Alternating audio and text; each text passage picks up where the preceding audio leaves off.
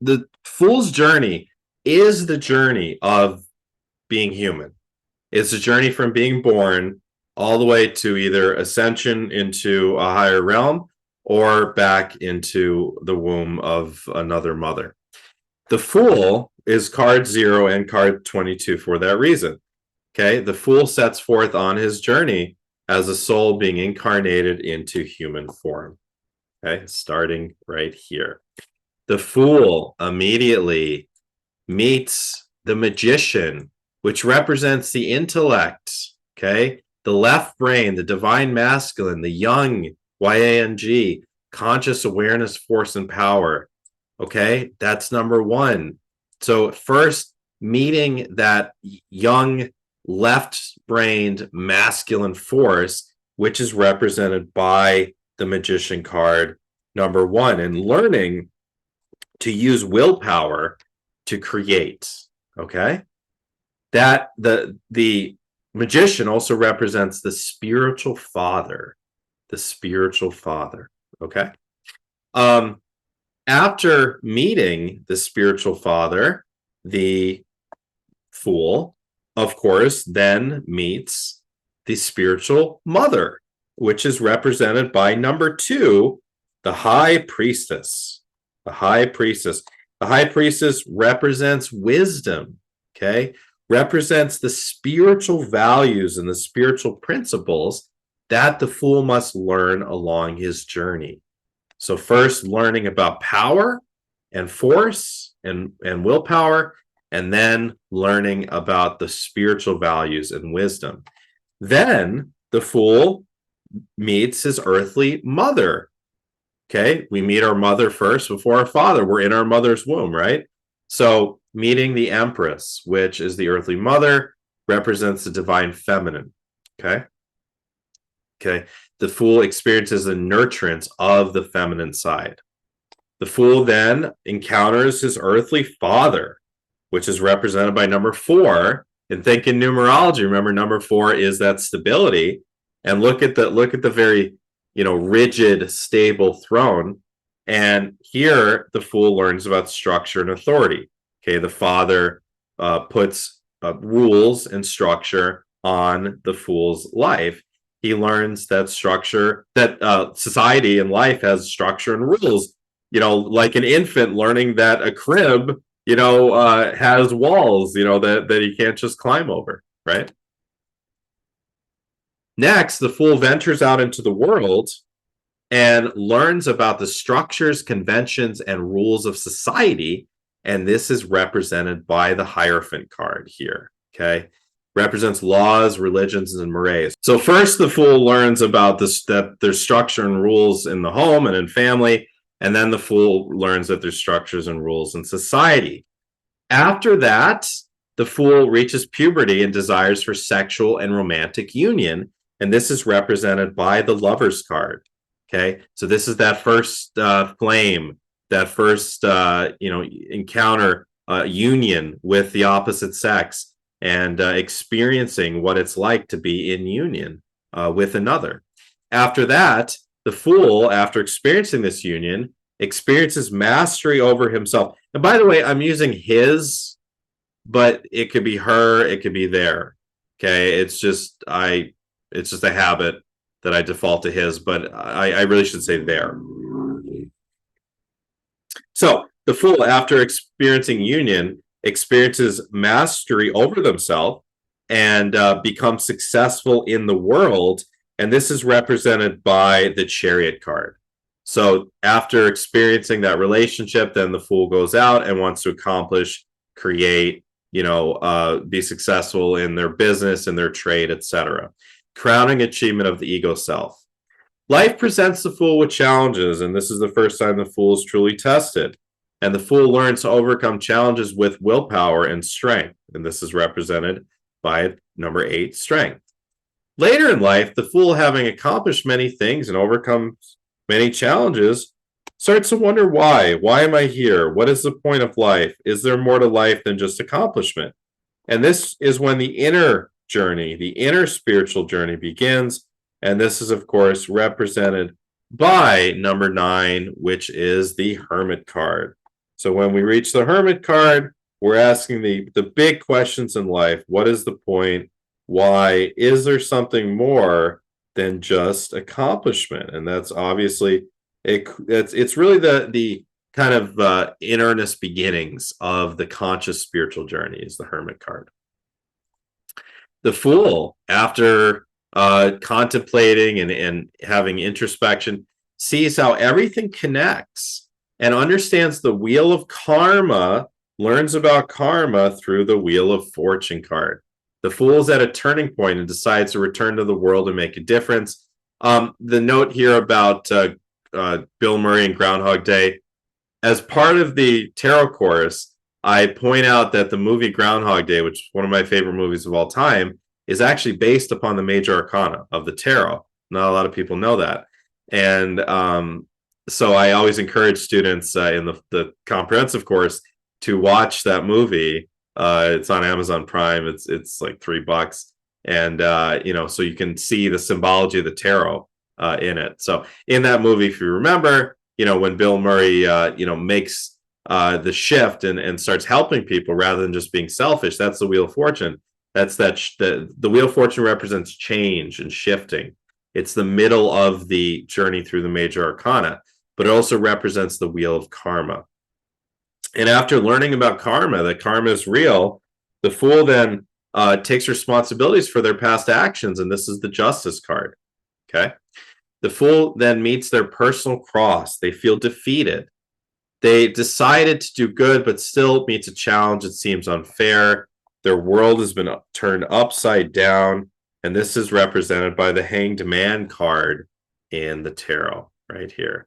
So the Hanged Man is your life being turned upside down, and what you need to learn through the Hanged Man in the context of the Fool's journey is surrender, how to surrender to life, how to surrender to the greater power in life.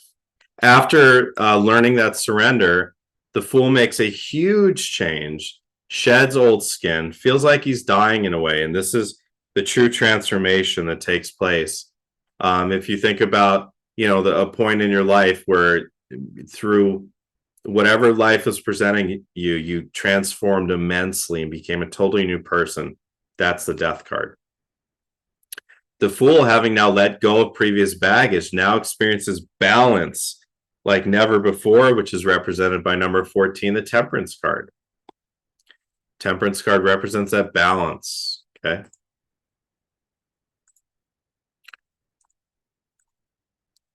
The Fool, once again, because we're imperfect as humans, aren't we, feels the temptation of the material world, which is the devil, and explores desires and greed and ego desires. And this is, also sensing, seeing the sense of helplessness in each of us on some level, that on some level we're helpless to the ego's desires, right? Because the Fool, and it's not punishment, but it's a correction from the universe or from the soul. So because the Fool had ventured off into the devil, into the greed and the temptations of the world, the Fool now experiences life crashing down onto them unexpectedly, and this is the Tower. This frees them of the unhealthy ties they had with the material world when they had gone back into the themes of the Devil card. The revelations and forced direction change from the Tower make the experience worthwhile. So the Tower card is not just about life crashing down on you, it's about you being recreated by life through challenge. After the experience of the Tower comes the peace, the revelation, the trust in God, and this is the Star card, feeling hopeful, inspired, and present. Basking in the peace and inspiration of the star, the Fool forgets reality, becomes embroiled in illusion, becomes too high up into the spiritual realms, we might say, but not fully integrating it. And this is the Moon card, becoming embroiled in illusion. Fears come to the surface. The Moon card represents fears as well as illusion, as well as intuition, and the Fool must face his fears. After facing his fears, the Fool comes fully back into the sun, into reality. Okay, all the fears are released now that they've been illuminated. The Fool, having faced his fears, feels on top of the world. This is that soul self radiating through. This is the pinnacle of happiness, is the Sun card.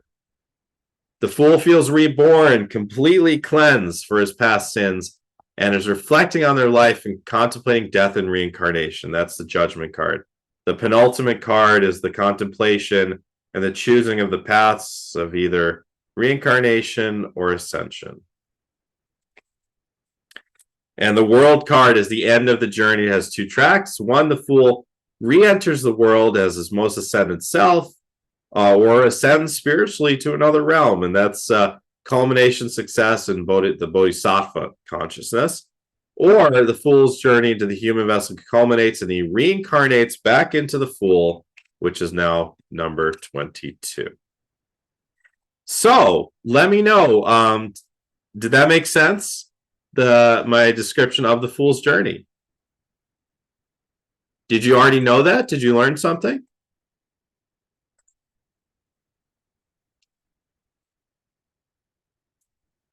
Well, I hope you enjoyed that.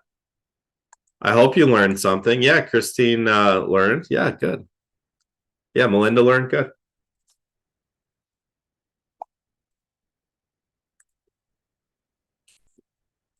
The Fool through the Chariot, by the way, represents childhood and teen years. The Fool discovering himself, his story. From strength through temperance, it's challenges and lessons. And from the Devil card to the World, it's redemption, late adulthood, and old age and reincarnation or ascension. Okay, quick exercise. So who has a deck with them?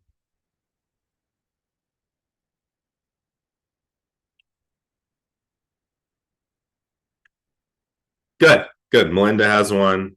Anyone else?